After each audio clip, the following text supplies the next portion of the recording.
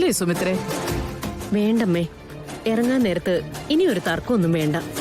നിർമ്മലയും ഉദയനും ഒക്കെ വരുന്നത് സന്തോഷമുള്ള കാര്യമല്ലേ? എനിക്കങ്ങനെ വേറെ പ്രശ്നമൊന്നുമില്ല കേട്ടോ. ഞാൻ വെറുതെ എന്തോ ആലോചിച്ചിരിക്കുന്ന കണ്ടിട്ട് ഈ നിർമ്മല വെറുതെ പറയുന്നതാ.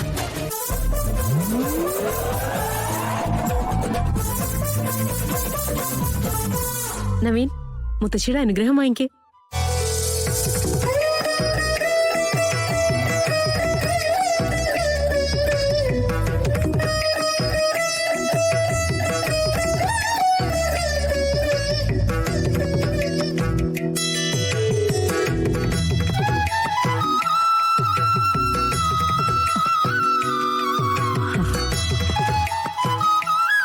നാഗത്തമാരെ, എല്ലാം നന്നായി നടക്കണേ.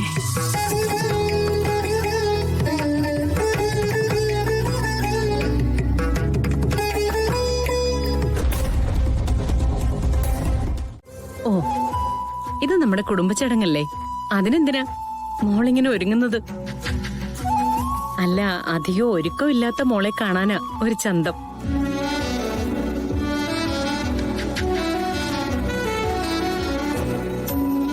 വളരെ സിമ്പിളാണല്ലോ, ഒരുക്കങ്ങൾ അത്രക്കല്ലേ ഉള്ളൂ.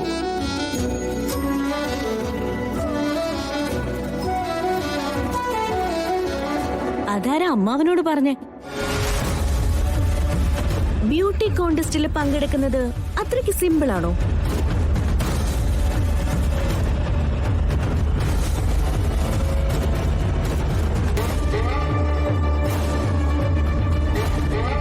ഡ്യൂട്ടി സമയത്ത് പോലീസുകാര് യൂണിഫോം ഇടാറുണ്ടല്ലോ മോളെ. പക്ഷേ സ്വന്തം വീട്ടിലെ ചടങ്ങുകൾക്ക് അവരതിട്ട് നിൽക്കാറില്ല. കറക്റ്റ്. അളി എന്റെ മറുപടി എനിക്ക് ഇഷ്ടപ്പെട്ടു.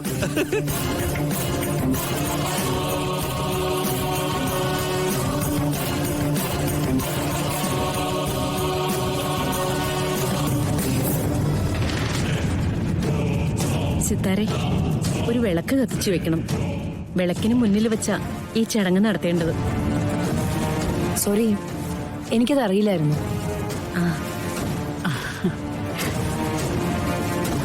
ആഹാ, അതുപോലും അറിയില്ല അല്ലേ? ഓ, കാശും പത്രാസും ഒക്കെ ഉണ്ടായി പിന്നെ ഇതൊക്കെ മറന്നുപോയി കാണും അല്ലേ?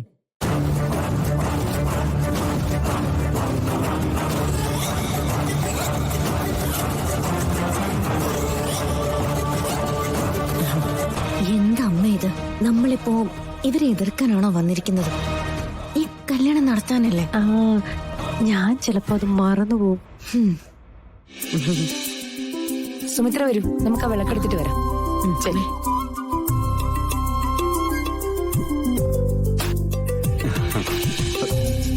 സാറേ, ഗാഥാമഠം വരാൻ ഇനി സമയം എടുക്കുമല്ലോ. സാറൊന്ന് പോയി നോക്കുന്നു. എടോ, താനൊന്നും മിണ്ടാതിരിക്കണോ മാണിക്കുന്നു?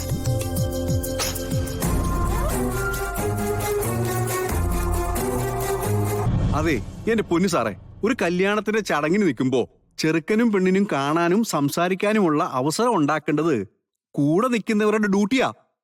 ഞാനത് ചെയ്തെന്നുള്ളൂ. എടോ മാണിക്കുഞ്ഞെ, എന്റെ കല്യാണ സമയത്ത് തന്നെ പോലൊരാളിനെ കണ്ടുകിട്ടാത്തത് എനിക്ക് വലിയ നഷ്ടമായി പോയി. അതിന് കണ്ടുകിട്ടിയിട്ട് എന്തിനാ? നിങ്ങൾക്ക് രണ്ടുപേർക്ക് സംസാരിക്കാൻ സമയം കിട്ടിയാലേ അമ്മായിയല്ലേ ഏറ്റവും കൂടുതൽ സമയം സംസാരിക്കുന്നത്. അമ്മാവന് സംസാരം ഇല്ലല്ലോ.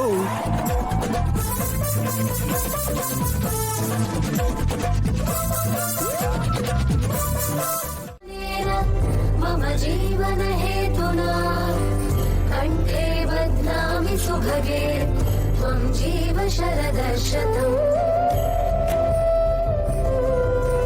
माङ्गल्यं तन्तुनानेन मम जीवन हेतुना कंठे बध्नामि മോളെ, അമ്മയുടെ അനുഗ്രഹം വാങ്ങിക്കേ.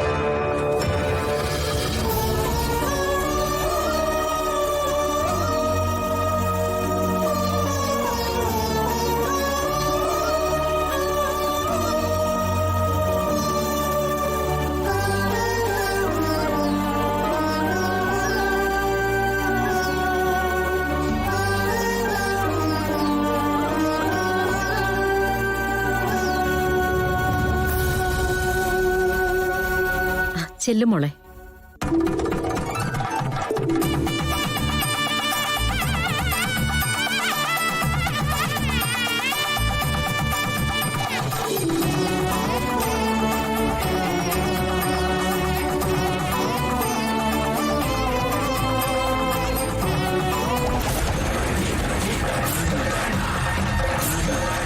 മോനെ കൊടുക്ക്.